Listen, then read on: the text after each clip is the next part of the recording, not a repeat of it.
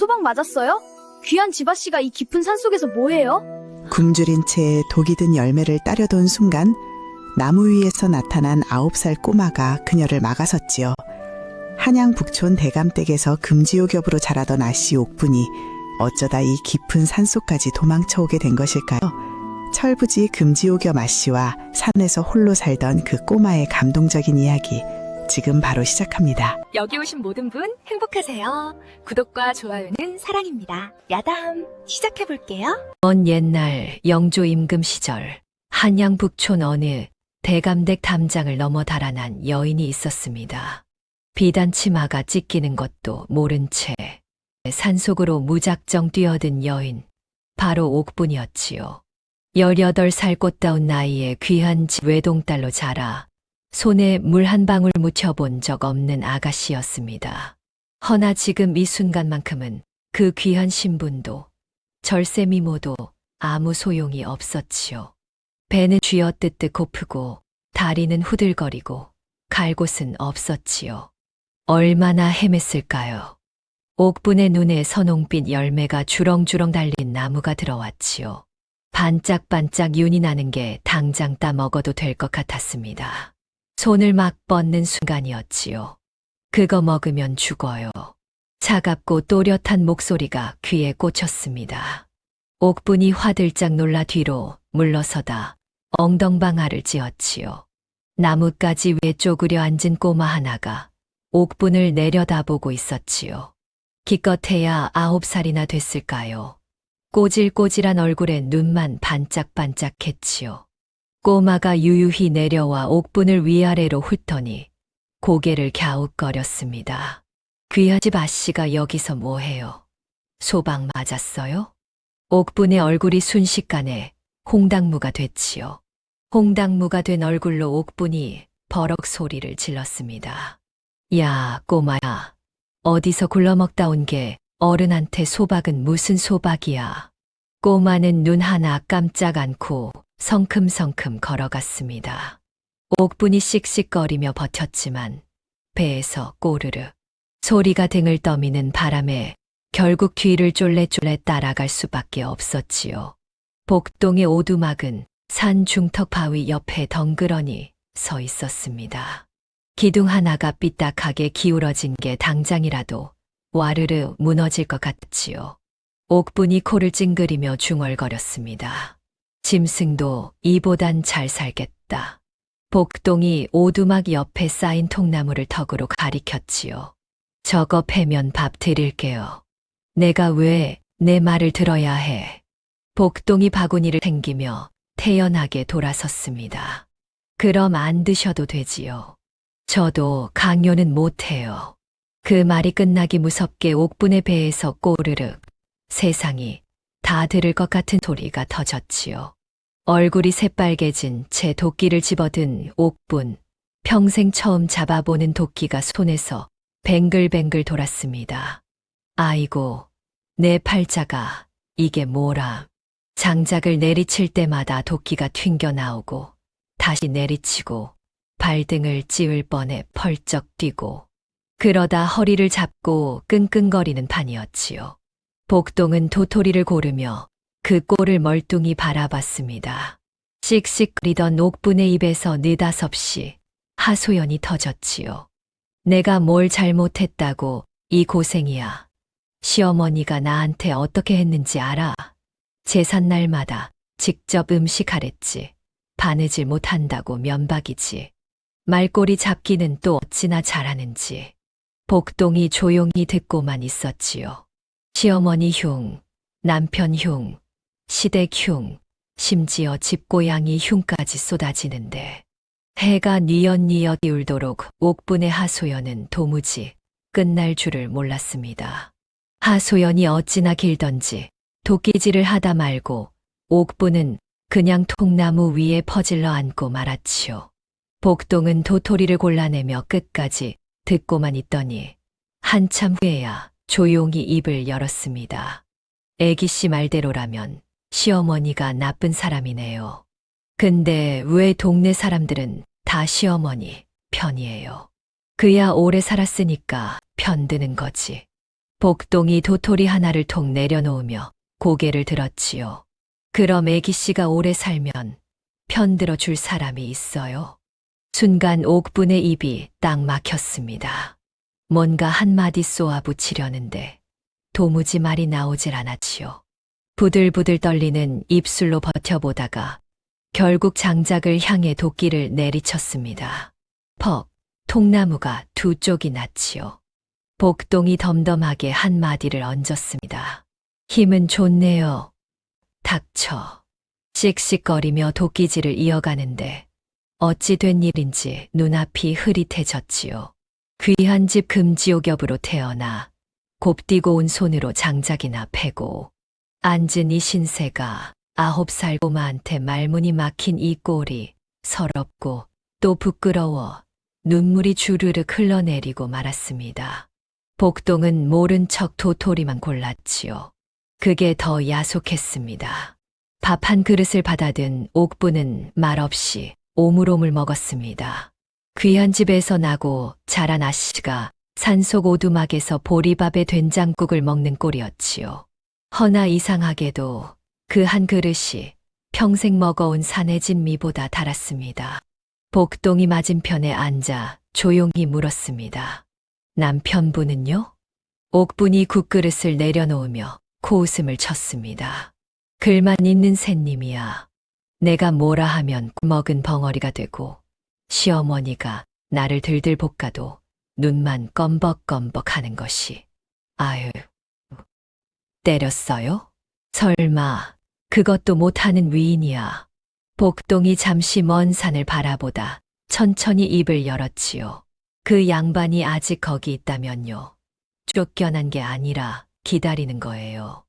옥분이 피식 웃으며 손을 내저었습니다. 기다리긴 뭘 기다려. 시어머니한테 꽁꽁 묶인 샌님이. 복동이 더 말을 잇지 않았습니다. 그냥 묵묵히 밥을 먹는 것이었지요. 그런데 이상한 일이었습니다. 코웃음을 치고 돌아섰는데도 복동의 그 말이 머릿속에서 떠나질 않는 것이었습니다. 기다리는 거예요. 윤서방의 얼굴이 불쑥 떠올랐지요. 옥분이 소리를 지를 때마다 눈을 끔벅이며 아무 말도 못하던 그 멀뚱한 얼굴이 어쩌면 화가 난 게 아니라 그냥 기다리고 있던 것이었을까요? 설마. 옥분은 고개를 세차게 저으며 딴청을 피웠습니다. 그날 밤이었습니다. 오두막 구석에 웅크려 누웠는데 도무지 잠이 오질 않는 것이었지요. 산바람이 얇은 문틈을 비집고 들어와 목덜미를 간지리는데 윤서방 생각이 자꾸만 스멀스멀 기어 올라왔습니다. 시집 온 첫날 밤 얼굴이 새빨개져서 아무 말도 못하던 샌님이 옥분이 퉁명스럽게 굴어도 그냥 실실 웃고만 있던 그 샌님이 지금쯤 어떻게 지내고 있을까요? 에이, 모르겠다. 옥분이 이불을 뒤집어 쓰고 눈을 꼭 감았습니다. 허나 귓가에 자꾸만 복동의 목소리가 맴도는 것이었습니다. 기다리는 거예요. 다음 날 아침이었습니다. 복동이 약초를 캐러 간 틈을 타 옥분은 살금살금 산을 내려갔습니다. 비단치마가 찢겼어도 얼굴 하나는 여전히 빛이 나는 터라 스스로도 제법 당당했지요. 이 얼굴로 밥 한 끼 못 얻어먹겠어. 두고 봐, 꼬마야. 마을 어귀에 들어서며 허리를 꼿꼿이 세웠습니다. 허나 현실은 냉정한 법이었습니다. 장터 국밥집 안악은 옥분에 찢어진 비단 치마를 위아래로 훑더니 고개를 돌려버렸습니다. 두부 장수 영감은 돈 없으면 비켜요 한마디로 끝이었지요. 밥 한 술 얻어보려 이 집, 저 집 기웃거리다 동네 개한테까지 쫓기고 나서야 옥분은 터덜터덜 산으로 돌아올 수밖에 없었습니다. 오두막 앞에 복동이 팔짱을 끼고 서 있었습니다. 옥분이 씩씩거리며 먼저 입을 열었지요. 야, 저 인간들이 다 이상한 거야. 내가 뭘 잘못했다고. 몇 집이나 가봤어요? 7집. 복동이 잠시 옥분을 바라보다 돌아섰습니다. 그러니까 제 말을 들으셔야지요. 옥분이 몰아 쏘아붙이려는데 배에서 또 꼬르륵 소리가 터지고 말았습니다. 복동이 피식 웃으며 솥뚜껑을 열었지요. 김이 모락모락 피어오르는 보리밥 냄새가 콕들 간지렸습니다. 옥분은 아무 말 없이 자리에 풀썩 앉았습니다. 항복이었지요. 다음 날 아침 복동이 옥분 앞에 팔짱을 끼고 섰습니다. 오늘은 제가 시키는 대로만 해요. 뭘? 사람 마음 얻는 법이요. 옥분이 픽 웃었습니다. 어제 7집에서 쫓겨난 기억은 이미 저 멀리 던져버린 터였지요. 사람 마음, 이 얼굴로 웃어주면 되는 거 아냐? 장터에 내려가 복동이 먼저 눈짓으로 가리킨 것은 바구니를 이고 앉은 늙은 나물 장수 할머니였습니다. 옥분이 성큼성큼 다가가 입꼬리를 억지로 끌어올렸습니다. 할머니, 나물이 참 좋아 보이네요. 할머니가 옥분을 한번 훑더니 퉁명스럽게 쏘아 붙였습니다. 사지도 않을 거면서 기웃거리지 마요. 옥분의 얼굴이 굳었습니다. 뒤로 돌아서며 복동에게 씩씩거렸습니다. 저 할머니가 이상한 거야. 웃을 때 눈이 안 웃었어요. 웃었거든. 입만요. 옥분이 이를 갈며 다시 도전했습니다. 이번엔 떡 장수 아저씨였지요. 최대한 부드럽게, 최대한 다정하게 말을 건넸지만 돌아온 건 무관심이었습니다. 세 번째도, 네 번째도 마찬가지였지요. 옥분이 결국 복동 앞에 털썩 주저앉으며 소리쳤습니다. 말이 따뜻해야 한다더니 나는 왜 안 되는 거야. 복동이 아무 말 없이 나물 장수 할머니 쪽으로 걸어갔습니다. 쪼그려 앉아 바구니를 들여다보며 천천히 입을 열었지요. 할머니, 이 냉이 뿌리가 참 실하네요. 손이 많이 가셨겠어요. 할머니의 굳은 얼굴이 스르르 풀렸습니다. 뿌리 하나를 집어들며 아, 이놈은 새벽에 캐야 제맛이지 하고 너털웃음을 터뜨리는 것이었지요. 어느새 둘이 도란도란 이야기꽃을 피우고 있었습니다. 멀뚱히 지켜보던 옥분이 눈이 휘둥그레졌습니다. 야, 저 꼬마 왜 저렇게 능청스럽지? 복동이 돌아오며 짧게 말했습니다. 능청이 아니에요. 진심이에요. 진심. 할머니 손이 진짜로 대단해 보였거든요. 옥분이 입을 꼭 다물었습니다. 뭔가 찔리는 것이 있었지만 그게 뭔지는 아직 몰랐습니다. 이튿날 아침 복동이 일어나질 못했습니다. 이마에 손을 얹어보니 불덩이 같은 열기가 손바닥을 달궜습니다. 옥분이 눈을 동그랗게 뜨며 복동의 어깨를 흔들었습니다. 야, 꼬마야. 일어나봐. 야. 복동이 실눈을 떴다가 다시 감았습니다. 그게 전부였습니다.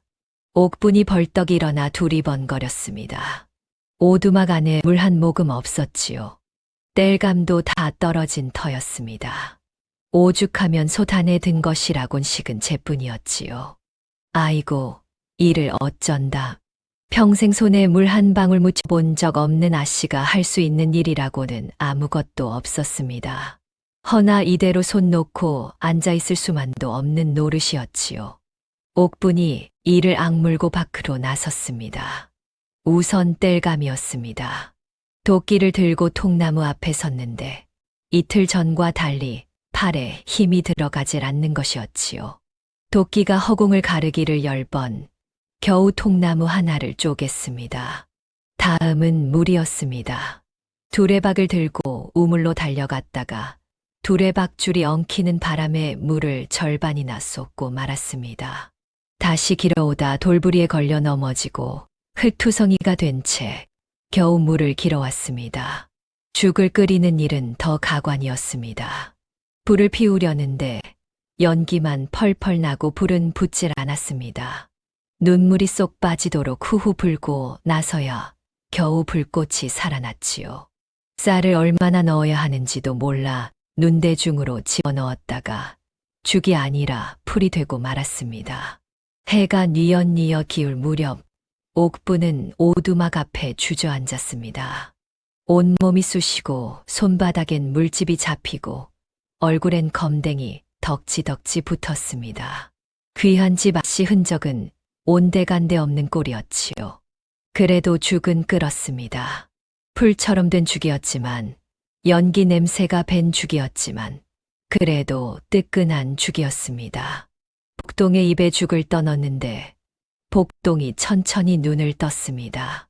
흐릿한 눈으로 옥분의 검댕 묻은 얼굴을 한참 바라보더니 가느다란 목소리로 말했습니다. 고마워요, 애기씨. 그 한마디에 옥분이 왈칵 눈물을 쏟고 말았습니다. 시집살이 내내 단 한 번도 듣지 못했던 말이었지요. 수고했다는 그 말 한마디가 9살 꼬마 입에서 나온 그 말이 어찌나 크게 들리던지요. 옥부는 소매로 눈물을 훔치며 괜히 딴청을 피웠습니다. 죽이 좀 묽긴 한데 그냥 먹어. 사흘이 지나자 복동이 자리를 털고 일어났습니다. 아직 얼굴이 창백하고 걸음이 휘청거렸지만 약초를 캐러 가야 한다며 옥분을 앞세우고 산길을 올랐지요. 옥분이 뒤를 힐끔거리며 투덜거렸습니다. 다 나은 것도 아니면서 왜 나를 끌고 다니는 거야. 걷다 보면 나아요. 의원도 아닌 게 그때였습니다. 산길 구비를 돌아서자마자 험상궂은 산에 둘이 길을 막아섰습니다. 눈빛이 번들거리고 손에는 몽둥이를 쥔 것이 보통 나그네가 아니었지요. 어디서 온 계집이야. 그 보따리 이리 내놔. 옥분이 비단 보따리를 끌어안으며 뒤로 물러섰습니다. 다리가 후들거리고 등골이 오싹했습니다. 옆을 보니 복동이 사내들을 빤히 올려다보고 있었지요. 복동이 갑자기 앞으로 나서며 소리쳤습니다. 저기요, 저기 포졸들이 이리 오고 있어요. 사내들이 화들짝 뒤를 돌아보는 순간 복동이 옥분의 손목을 잡아채며 옆 수풀로 뛰어들었습니다. 허나 사내 하나가 빠르게 손을 뻗어 복동의 어깨를 확 잡아당겼지요. 복동이 그대로 바닥에 나뒹굴었습니다. 야! 옥분이 보따리를 집어던지며 달려들었습니다. 사내들이 화들짝 놀라 뒷걸음질 치는 틈에 옥분이 복동을 끌어안고 숲을 속으로 굴러들어갔지요. 잠시 후 사내들의 발소리가 멀어졌습니다. 한참 만에 숲을 밖으로 기어 나온 옥분이 복동을 흔들었습니다. 목소리가 떨렸습니다. 야, 꼬마야. 너 괜찮아? 복동이 멀뚱히 옥분을 올려다봤습니다. 울어요? 안 울어. 먼지가 들어가서. 복동이 피식 웃었습니다. 그 웃음이 어찌나 얄미우면서도 반갑던지 옥분은 괜히 수풀을 탁 치며 돌아섰습니다. 귀가 빨개진 건 먼지 탓이 아니었지요. 며칠이 지났습니다.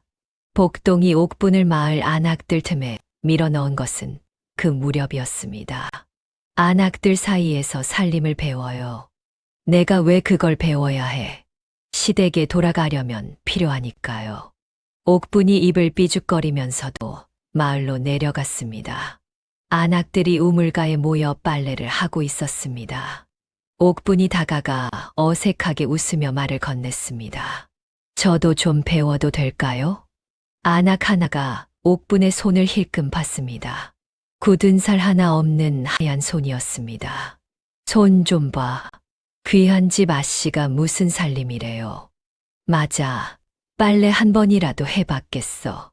웃음소리가 터졌습니다. 옥분의 얼굴이 새빨개졌지요. 무슨 말이라도 쏘아붙이려는데 목이 막혀 아무 말도 나오지 않았습니다. 그대로 돌아서서 산으로 올라오는데 눈물이 뚝뚝 떨어졌습니다. 아무도 없는 바위 뒤에 쪼그려 앉아 엉엉 울었습니다. 서러운 것이었지요. 못난 것도 아니고 나쁜 것도 아닌데 아무도 받아주지 않는 이 기분이 뼈에 사무쳤습니다. 얼마나 울었을까요? 옆에 인기척이 느껴졌습니다. 복동이 말없이 와서 옆에 털썩 앉았지요. 아무 말도 하지 않았습니다. 그냥 나란히 앉아 먼 산만 바라봤습니다. 한참 만에 옥분이 먼저 입을 열었습니다. 너는 부모가 없어. 복동이 잠시 먼 산을 바라보다 조용히 웃었습니다. 있었지요. 있었다고? 복동이 대답하지 않았습니다. 그 짧은 두 글자에 얼마나 많은 것이 담겼는지 옥부는 더 물을 수가 없었습니다. 괜히 무릎을 끌어안으며 나직이 중얼거렸습니다. 나는 부모가 있는데도 갈 데가 없어. 복동이 아무 말도 하지 않았습니다. 그 침묵이 어떤 말보다 깊이 와닿는 것이었지요. 옥부는 코를 훌쩍이다가 문득 깨달은 것이 있었습니다. 복동이 처음 자신을 만난 날부터 지금까지 단 한 번도 불쌍하다거나 가엾다는 말을 한 적이 없다는 것을요. 그냥 옆에 있어 주는 것이었지요. 그게 이상하게 고마운 것이었습니다. 한바탕 울고 나서 옥분이 코를 팽 풀며 일어났습니다. 야, 꼬마야. 빨래는 어떻게 하는 거야? 복동이 피식 웃으며 일어났습니다. 직접 해봐야 알아요. 가르쳐 주면 되잖아. 가르쳐 드릴 수는 있는데 손이 좀 아플 거예요. 옥분이 두 손을 내려다보다 이를 악물었습니다. 해봐. 빨래를 배운 지 사흘째 되던 날이었습니다. 손바닥에 물집이 잡히고 손등이 터서 피가 배어났지만 옥분은 이를 악물고 버텼습니다. 복동이 시키는 대로 빨랫감을 두드리고 헹구고 짜는 것이었지요. 귀한 집 아가씨 손이 빨래판에 쓸리는 동안 옥분의 무언가도 함께 조금씩 갈리는 것이었습니다. 그날 오후 마을 우물가에 소란이 났습니다. 떡 장수 노파가 쌀을 훔쳤다며 안악들이 애워싸고 있었습니다. 노파는 주름진 손을 바들바들 떨며 억울하다고 울부짖는데 아무도 들으려 하지 않는 것이었지요. 옥분이 발걸음을 멈췄습니다. 저 할머니 떡 팔아서 먹고 사는 분인데 쌀을 훔쳐. 복동의 목소리가 귓가에 스쳤습니다. 눈 말고 손을 봐요. 손은 거짓말 못해요. 옥분이 천천히 안악들 훑었습니다. 소리를 가장 크게 지르는 안악의 손이 눈에 들어왔습니다. 손가락이 꼼지락거리며 치맛자락을 쥐었다 놓았다 하는 것이었지요. 눈빛도 자꾸 옆으로 흘렀습니다. 옥분이 성큼성큼 앞으로 나섰습니다. 잠깐만요. 안악들이 일제히 돌아봤습니다. 옥분이 소리를 지르던 안악 앞에 똑바로 섰습니다. 쌀이 없어진 게 언제예요? 오늘 아침이요. 이 할망구가 분명히 오늘 아침에 이 할머니가 여기 있었어요? 안악이 말을 멈췄습니다. 저 할머니 오늘 새벽부터 저 끝밭에서 일하셨어요. 저도 봤고 저기 두부 장수 영감도 봤을 거예요. 두부 장수 영감이 고개를 끄덕였습니다. 안악의 얼굴이 순식간에 창백해지더니 치맛자락을 부여잡고 뒤돌아 달아났습니다. 치맛자락 사이로 쌀봉지가 대굴대굴 굴러떨어졌지요. 우물가가 술렁거렸습니다. 노파가 옥분의 손을 부여잡고 눈물을 쏟았습니다. 옥분이 어쩔 줄 몰라 손을 다독이는데 등 뒤에서 복동의 목소리가 들렸습니다. 됐네요, 애기씨. 옥분이 괜히 딴청을 피우며 딴 곳을 봤습니다. 귀가 빨개진 것이었지요. 복동이 슬그머니 옆에 서며 말을 얹었습니다. 첫인상이 중요하다고 했었지요? 야, 너는 나 처음 만날 때 소방 맞았냐고 했잖아. 복동이 잠시 뜸을 들였습니다. 그건 예외예요. 예외는 무슨, 말이 막히니까 예외래. 복동이 입을 열었다가 닫았습니다. 처음으로 말문이 막히는 것이었지요. 옥분이 신이 나서 깔깔 웃었습니다.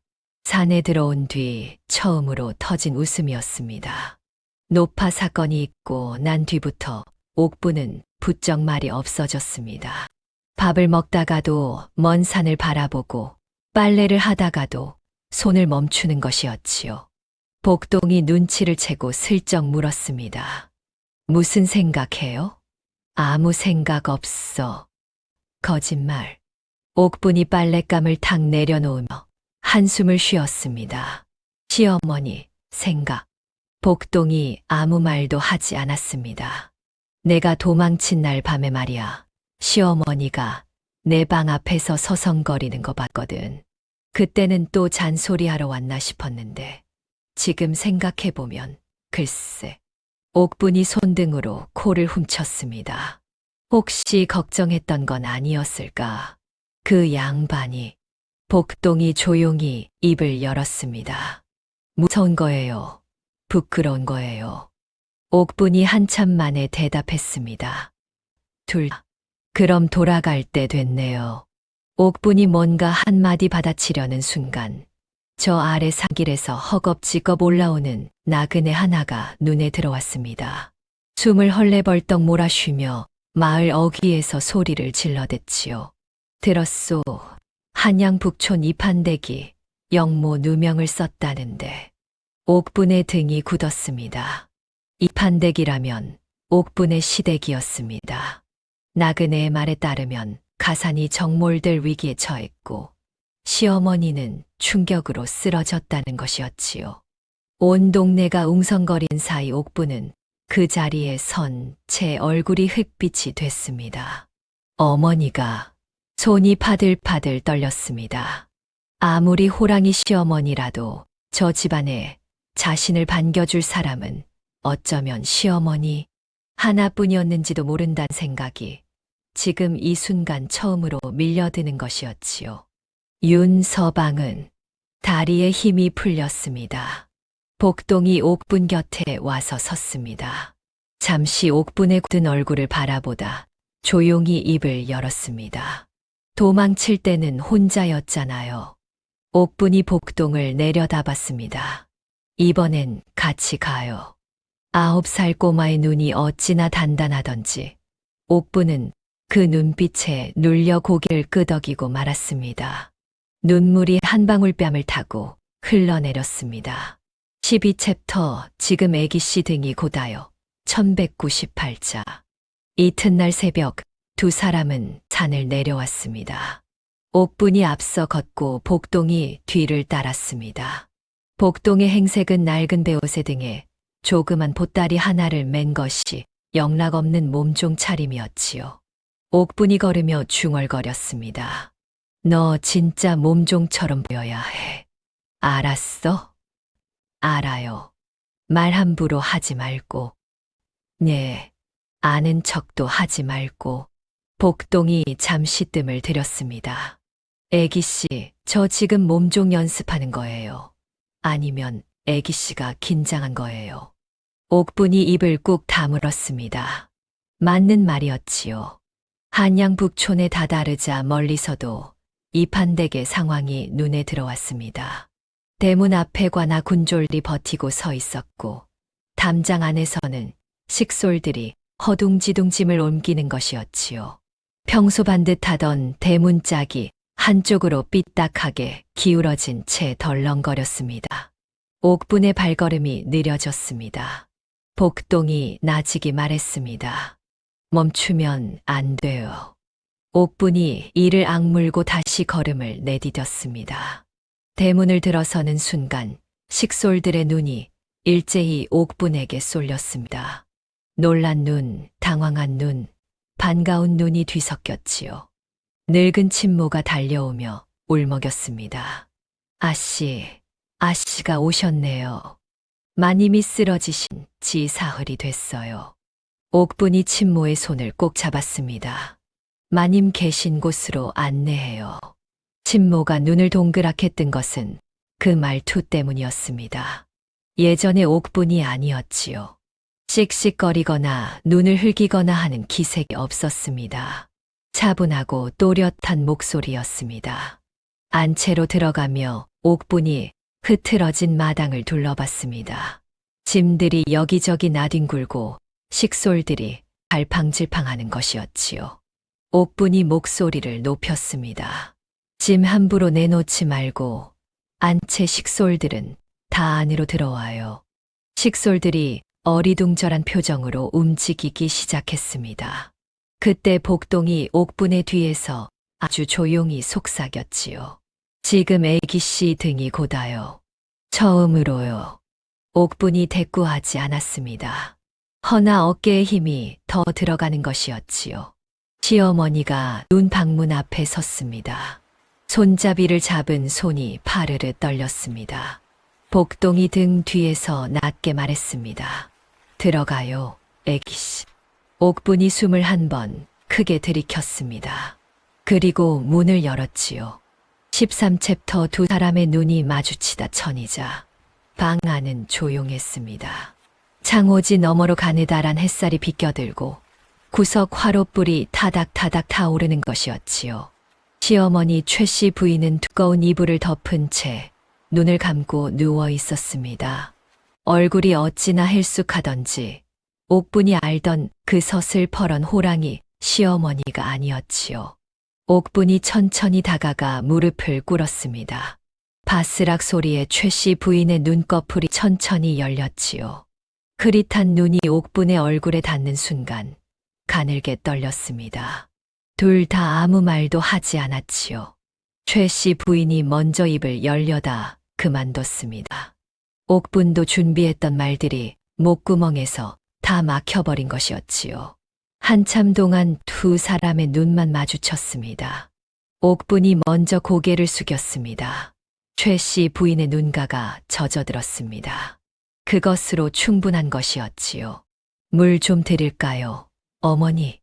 어머니라는 말이 옥분의 입에서 나온 것은 시집 온 이래 처음이었습니다. 최 씨 부인이 떨리는 손을 이불 밖으로 내밀었습니다. 옥분이 그 손을 두 손으로 감싸 쥐었습니다. 그때 바깥이 갑자기 시끄러워졌습니다. 관아에서 나왔다. 집안 식솔들 다 마당으로 나와 옥분이 최 씨 부인의 손을 꼭 쥐었습니다. 제가 나가볼게요, 어머니. 걱정 마세요. 마당으로 나서자 관복 차림의 관리 셋이 성큼성큼 들어서고 있었습니다. 식솔들이 겁에 질려 담장 쪽으로 바짝 붙어 서는 것이었지요. 관리 중 우두머리로 보이는 자가 눈을 가늘게 뜨며 옥분을 훑었습니다. 이 집 안주인이요? 옥분이 꼿꼿이 서서 대답했습니다. 그렇습니다. 그 순간 등 뒤에서 복동이 옥분의 옷자락을 살짝 잡아당겼습니다. 귓가에 낮은 목소리가 닿았지요. 저 사람 왼손이 떨려요. 겁먹은 사람한테는 더 당당하게 나가야 해요. 옥분이 눈을 들어 관리의 왼손을 봤습니다. 복동의 말대로 손가락이 가늘게 떨리는 것이었지요. 옥분이 목소리에 힘을 실었습니다. 수색을 하시려면 먼저 영장부터 보여주시지요. 그것이 법도 아닙니까? 관리의 얼굴이 굳었습니다. 식솔들이 눈이 휘둥그레져 옥분을 바라봤습니다. 예전에 그 철없는 아씨가 아니었지요. 복동이 뒤에서 조용히 숨을 내쉬었습니다. 14챕터 국그릇을 제일 먼저 본 사람 천일자. 관리들이 영장을 내보이며 집안을 뒤지기 시작했습니다.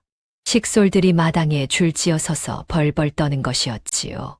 복동은 옥분의 뒤에 바짝 붙어 서서 식솔들의 얼굴을 하나하나 훑었습니다. 아무렇지 않은 척 고개를 숙이고 있었지만 눈은 쉴 새 없이 움직이는 것이었지요. 한참 만에 복동이 옥분의 옷자락을 아주 살짝 잡아당겼습니다. 청지기 영감요.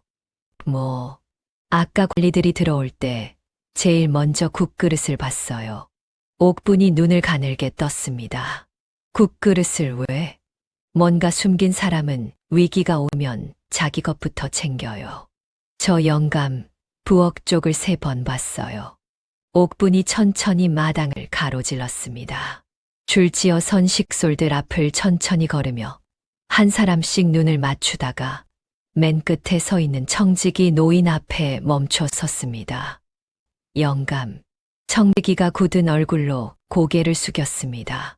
오래 이 집에서 일했지요? 예, 아씨. 30년이 됩니다요. 그럼 이 집 부엌 구조도 훤히 알겠네요.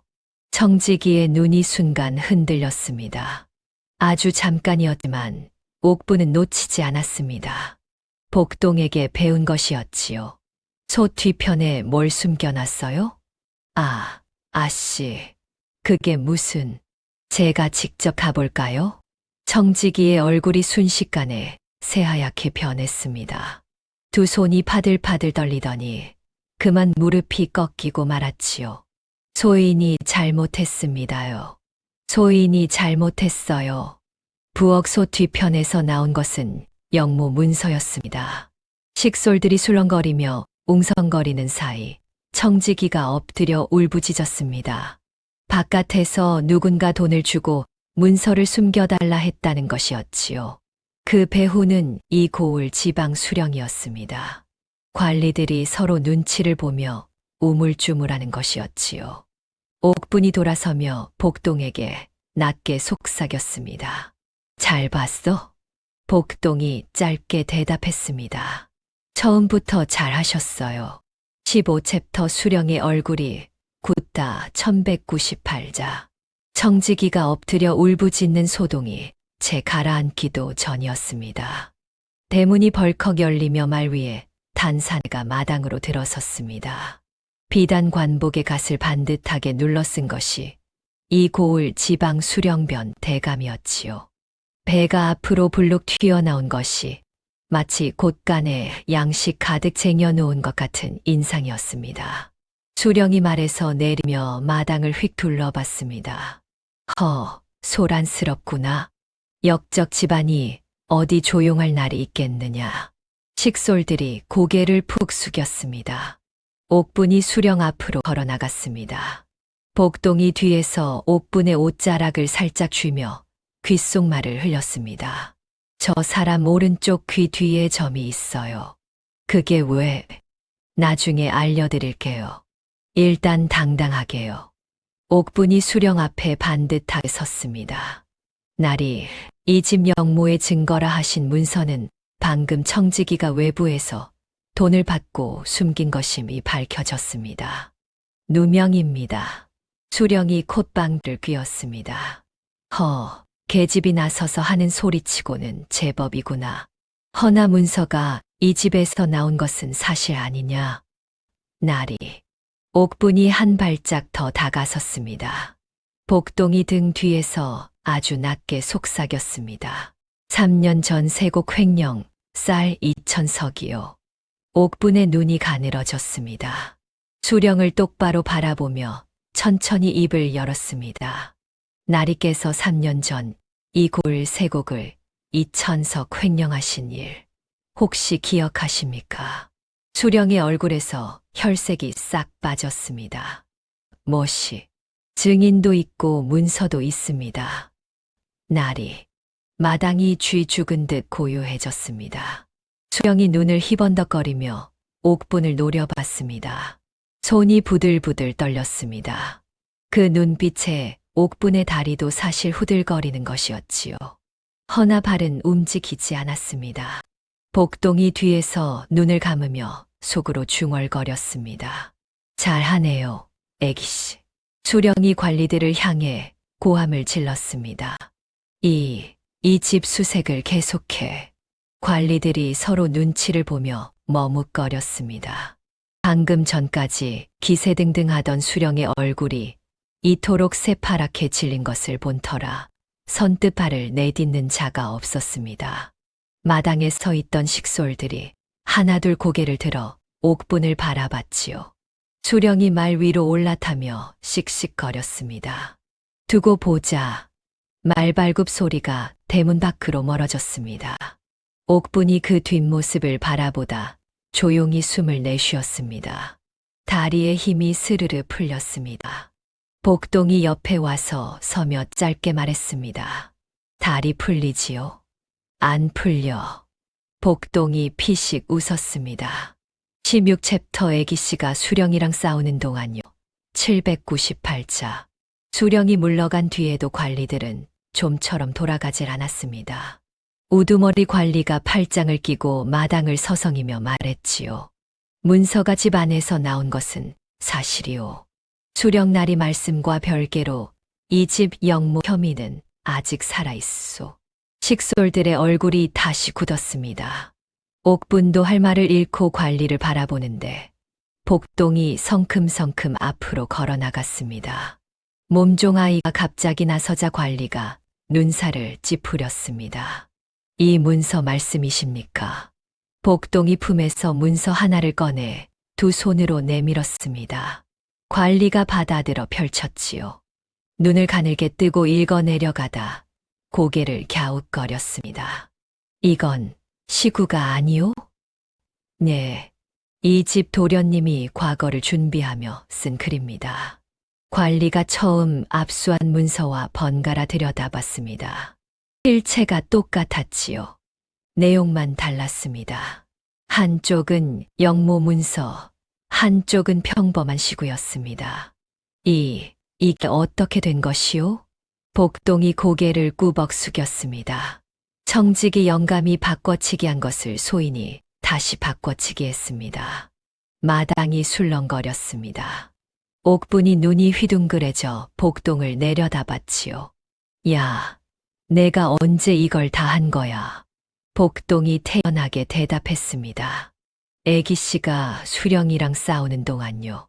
관리들이 서로 눈빛을 교환하더니 문서를 돌려보며 수군거렸습니다. 더 이상 이 집에서 영모의 증거를 찾을 수 없는 것이었지요. 우두머리 관리가 헛기침을 하며 관복을 여몄습니다. 오늘은 이만 물러가겠소. 관리들이 하나둘 대문을 나서자 식솔들이 일제히 옥분을 바라봤습니다. 옥분은 복동의 뒤통수를 한 대 쥐어받고 싶은 것을 꾹 참으며 낮게 속삭였습니다. 고마워, 이 녀석아.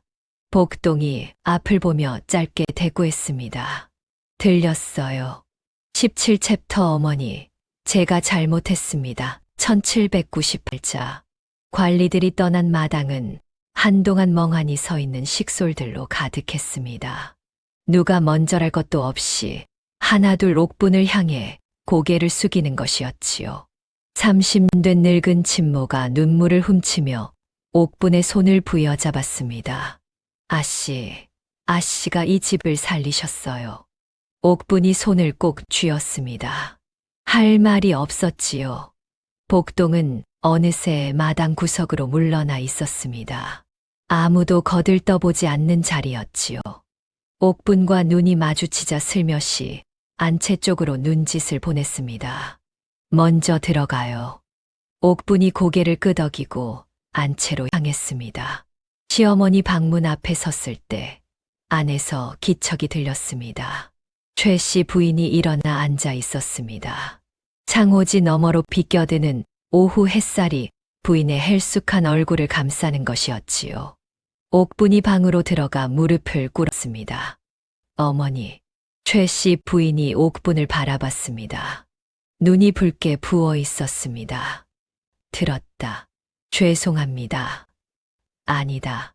짧은 두 마디가 방 안에 내려앉았습니다. 최 씨 부인이 떨리는 손으로 옥분의 손을 더듬어 잡았습니다. 내가 너무 몰아붙였구나. 처음 시집 온 아이한테. 옥분이 고개를 들었습니다. 평생 철옹성 같던 시어머니의 눈에서 눈물이 주르르 흘러내리는 것이었지요. 어머마, 내가 너를 몰라봤구나. 옥분의 눈이 뜨거워졌습니다. 준비했던 말들이 또 목구멍에서 다 막혀버리고 말았습니다. 그냥 최 씨 부인의 손을 두 손으로 꼭 감싸 쥐었습니다. 한참 동안 두 사람은 아무 말도 하지 않았지요. 그때 바깥에서 인기척이 들렸습니다. 문이 조심스럽게 열리며 윤서방이 들어섰습니다. 옥분을 보는 순간 눈이 휘둥그레지더니 그 자리에 굳어버리는 것이었지요. 옥분도 윤서방을 바라봤습니다. 산에서 보낸 날들 동안 자꾸만 떠오르던 그 멀뚱한 얼굴이었습니다. 소리를 질러도 눈만 껌벅이던, 시어머니가 볶아도 아무 말 못하던 그 샌님이었지요. 그런데 이상한 것이었습니다. 그 얼굴이 밉지 않았습니다. 윤서방이 입을 열었습니다. 어디 있었던 거요? 최 씨 부인이 헛기침을 하며 고개를 돌렸습니다. 옥분이 천천히 일어나 윤서방 앞으로 걸어갔습니다. 그리고 무릎을 꿇었습니다. 윤서방이 화들짝 놀라 손을 내저었습니다. 아니, 이게 무슨... 서방님. 옥분이 고개를 숙인 채 천천히 말을 이었습니다. 제가 잘못했습니다. 서방님을 무시하고 이 집을 우습게 여기고 제 마음대로만 하려 했습니다. 그 죄가 이 집에 이런 화를 불러온 것 같아 더욱 죄스럽습니다. 방 안이 고요해졌습니다. 윤서방이 한참 동안 멍하니 서 있다가 천천히 무릎을 꿇으며 옥분의 손을 잡았습니다. 손이 떨렸습니다. 나도 잘못했소. 당신이 힘들 때 아무것도 못 해줬으니. 최 씨 부인이 창밖으로 고개를 돌린 채 소매로 눈가를 눌렀습니다. 바깥 마당 담장 옆에서 복동이 이 모습을 지켜보다 조용히 돌아섰습니다. 아무도 보지 않는 곳에서 혼자 중얼거렸지요. 이제 됐네요. 18챕터 이건 애기씨 거예요. 1398차. 다음 날 아침이 밝았습니다. 간밤에 비가 내렸는지 마당 바닥이 촉촉이 젖어 있고 처마 끝에서 물방울이 또르르 떨어지는 것이었지요. 식솔들이 하나둘 마당으로 나와 청소를 시작했습니다. 어제까지만 해도 갈팡질팡하던 손발이 제자리를 찾아가는 셈이었지요. 최 씨 부인이 부축을 받아 방에서 나왔습니다. 아직 얼굴이 창백하고 걸음이 느릿느릿했지만 눈빛은 어제와 달리 살아있는 것이었지요. 식솔들이 일제히 허리를 굽혔습니다. 최 씨 부인이 마당을 천천히 둘러보다 옥분을 불렀습니다. 어머마, 이리 와 앉거라. 퇴나루에 나란히 앉은 두 사람. 최 씨 부인이 먼저 입을 열었습니다. 관리들을 어찌 그리 다룬 게냐. 어디서 그런 담력을 배웠느냐. 옥분이 입을 열려다 멈췄습니다. 시선이 자연스럽게 마당 구석으로 향했습니다. 복동이 담장 옆에서 나뭇잎을 들고 혼자 뭔가를 들여다보는 것이었지요. 저기, 어머니. 사실은 그 순간 복동이 눈을 들어 옥분과 눈이 마주쳤습니다. 복동이 아주 살며시 고개를 저었습니다. 눈빛으로 말하는 것이었지요. 이건 애기씨 거예요. 옥분이 입을 다물었습니다. 한참 만에 다시 입을 열었지요. 산에서 지내며 많이 생각했습니다. 어머니, 최 씨 부인이 옥분의 손을 지그시 쥐었습니다. 더 묻지 않았습니다. 그날 오후 마을 사람들이 하나둘 이판댁을 찾아왔습니다. 영모 누명이 벗겨졌다는 소문이 퍼진 것이었지요. 옥분이 대문 앞에 서서 일일이 인사를 받았습니다. 예전 같았으면 몸종에게 떠넘겼을 일이었지만 이제는 달랐습니다. 저녁 무렵이었습니다. 부엌에서 밥을 짓던 옥분이 솥뚜껑을 열다 손을 대고 말았습니다. 작은 비명을 삼키며 손을 입에 갖다 댔습니다. 뒤에서 복동의 목소리가 들렸습니다. 찬물에 담가요. 알아. 내가 이제 이 정도는 알아. 복동이 옆에 쪼그려 앉아 옥분의 손을 들여다봤습니다. 처음 산에서 만났을 때 곱디곱던 손이 이제는 빨래판에 긁히고 불에 대인 자국으로 얼룩져 있는 것이었지요. 복동이 한참 그 손을 바라보다 조용히 말했습니다. 이제 진짜 이 집 안주인 손이네요. 옥분이 코웃음을 치려다 그만뒀습니다. 괜히 딴 곳을 보며 중얼거렸습니다. 야, 꼬마야. 네, 고마워. 복동이 아무 말도 하지 않았습니다. 그냥 자리에서 일어나 부엌을 나가는 것이었지요. 옥분이 그 작은 뒷모습을 바라보다 문득 이상한 기분이 드는 것이었습니다. 저 아이가 언제까지 여기 있을 것 같지 않다는 설명할 수 없는 느낌이었지요. 설마. 옥분이 고개를 세차게 저으며 다시 솥뚜껑을 잡았습니다. 19챕터 이제 됐네요. 1198자. 며칠이 지나 집안이 제 자리를 찾아가던 어느 저녁이었습니다. 윤서방이 사랑채에 홀로 앉아 책을 펼쳐놓고 있었지요. 허나 눈은 글자 위에 있어도 마음은 딴 곳에 가 있는 것이었지요. 옥분이 조심스럽게 문을 두드렸습니다. 들어오시오. 옥분이 방으로 들어서자 윤서방이 책을 덮으며 일어나려 했습니다. 옥분이 손을 내줬습니다. 앉아 계세요, 서방님. 윤서방이 어색하게 다시 앉았습니다. 옥분이 그 앞에 무릎을 꿇었지요. 윤서방의 눈이 커졌습니다. 아니, 또 이러는 건. 서방님. 옥분이 고개를 들어 윤서방을 똑바로 바라봤습니다. 시집 온 날부터 지금까지 서방님을 단 한 번도 제대로 본 적이 없었습니다. 글만 있는 샌님이라고 속으로 얼마나 우습게 봤는지 모릅니다. 윤서방이 입을 열려다 닫았습니다. 그런데 산에서 혼자 지내다 보니 자꾸 서방님 얼굴이 떠오르는 것이었습니다. 제가 소리를 질러도 그냥 눈만 꺼먹이던 그 얼굴이요. 그건 내가 워낙 겁이 많아서 아니었습니다. 옥분의 목소리가 낮아졌습니다. 기다려 주신 거였지요. 이 못난 사람이 철이 들기를. 방 안이 고요해졌습니다. 윤서방의 눈이 붉어지는 것이었지요. 한참 만에 윤서방이 천천히 무릎을 꿇으며 옥분과 눈을 맞췄습니다. 나도 못났소. 당신이 힘들 때 한마디 말도 못해줬으니. 두 사람이 서로를 바라봤습니다. 시집 온 이래 처음으로 제대로 마주보는 셈이었지요. 윤서방이 떨리는 손으로 옥분의 손을 잡았습니다. 거칠어진 손이었지요. 윤서방이 그 손을 꼭 쥐었습니다. 고생했소, 부인. 그 한마디에 옥분의 눈물이 주르륵 흘러내리고 말았습니다. 소매로 닦으려다 그냥 뒀습니다. 담장 너머였습니다. 복동이 담장에 기대어 이 장면을 바라보고 있었지요. 한참 동안 꼼짝 않고 서 있다가 조용히 몸을 돌렸습니다. 어두워지는 하늘을 올려다보며 혼자 중얼거렸지요. 이제 됐네요. 작은 보따리를 고쳐매고 천천히 발걸음을 옮기는 것이었습니다. 아무도 부르지 않았습니다. 아무도 잡지 않았지요. 마치 처음부터 그러기로 정해져 있던 것처럼 복동의 작은 그림자가 어둠 속으로 스르르 사라졌습니다. 20챕터 또 욕심부리시네요. 애기씨 1398사. 다음 날 아침 복동이 없었습니다. 옥분이 오두막을 들여다봤습니다. 도토리 바구니도 낡은 보따리도 복동의 흔적이라고는 아무것도 남아있지 않았지요. 마당을 둘러보고 부엌을 들여다보고 대문 밖까지 나가봤지만 그 꼬질꼬질한 얼굴은 어디에도 없었습니다.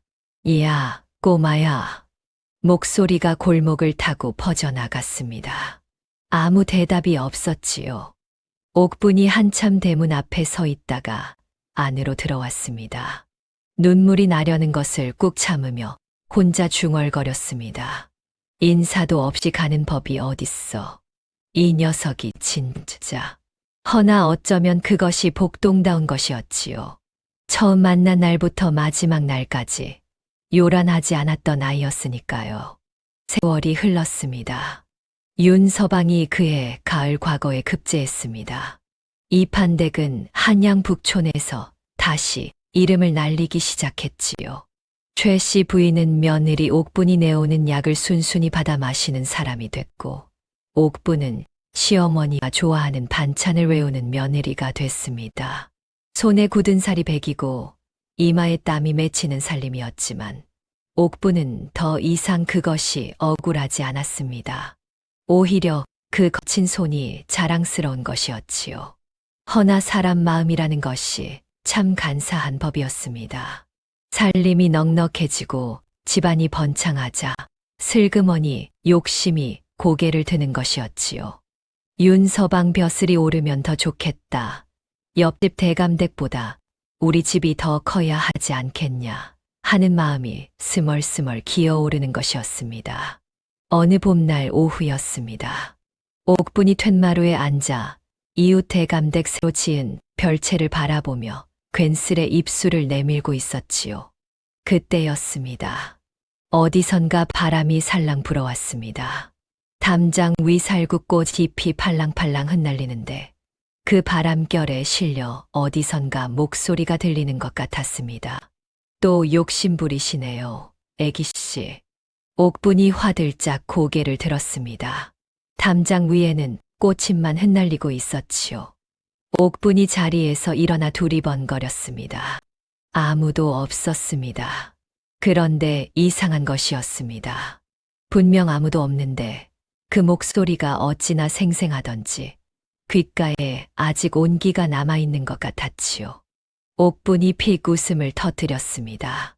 알았어, 알았다고. 담장 위로 봄바람이 한 번 더 지나갔습니다. 마치 대답이라도 하듯이요. 옛말에 이런 말이 있습니다. 사람은 넘어진 자리에서 일어날 때 비로소 그 자리가 얼마나 깊었는지 안다고 하지요. 옥분이 그러했습니다. 산속에서 배고픔에 떨고 손이 터지도록 빨래를 하고 수령 앞에서 다리를 후들거리면서도 버텼던 그 시간들이 있었기에 비로소 진짜 어른이 될 수 있었던 것이었지요. 그리고 그 긴 시간 내내 말 한마디로 마음을 꿰뚫던 9살 꼬마가 옆에 있었습니다. 어디서 왔는지 어디로 갔는지 지금도 아무도 모르는 일이었지요. 다만 봄바람이 부는 날이면 담장 위로 살구꽃이 흩날리는 날이면 옥부는 괜히 귀를 쫑긋 세우는 버릇이 생겼습니다. 이번 이야기가 마음에 남으셨다면 어디서 들으시는지 지역과 소감을 남겨보세요. 감사합니다.